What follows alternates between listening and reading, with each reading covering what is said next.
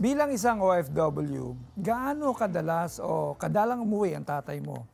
Bakit hindi mo naisipang ikwento sa kanya o sa lola mo yung sinapit mo? Si Papa po kasi noon, matagal po siya, every 2 years po siya sa ibang bansa. Tapos po, ang bakasyon niya po sa amin, 30 to 45 days lang po. So ngayong taon lang din po siya, parang nagiging yearly na po yung uwi niya. So parang wala po akong time sabihin po yun kasi parang gusto ko maging masaya na lang po siya pag nagbabakasyon. Oo nga naman, bibigyan mo pa ng problema. Pero hindi mo talaga siya Hindi. na-share, ano?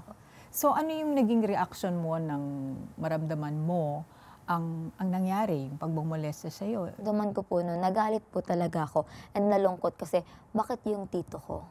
Bakit siya? Kapag nagbabalik tanaw ka sa mga nangyayari sa iyong buhay, ano yung unang sumasagi sa isipan mo at ano yung nararamdaman? Ngayon po, pag nararamdaman ko po yun, at peace na po ako. Praise God po kasi masaya na po yung puso ko every time na naaalala ko yun. Kasi nung tinatanong ko po si Lord no na bakit ako, ang sagot din po kasi niya nun, anak, bakit hindi ikaw? Eh kung ikaw yung gagamitin ko para i-display yung glory ko, bakit hindi ikaw? Yun po yung naging ano sa akin po. So, paano naging madali sa iyo ang pagpapatawad sa mga nagmolesta sa iyo? Paano nila ito tinanggap? Pwede mo bang i-describe yung naramdaman mo nung yung bang the time na nakapag-release ka na ng forgiveness sa kanya kahit parang di mo pa feel?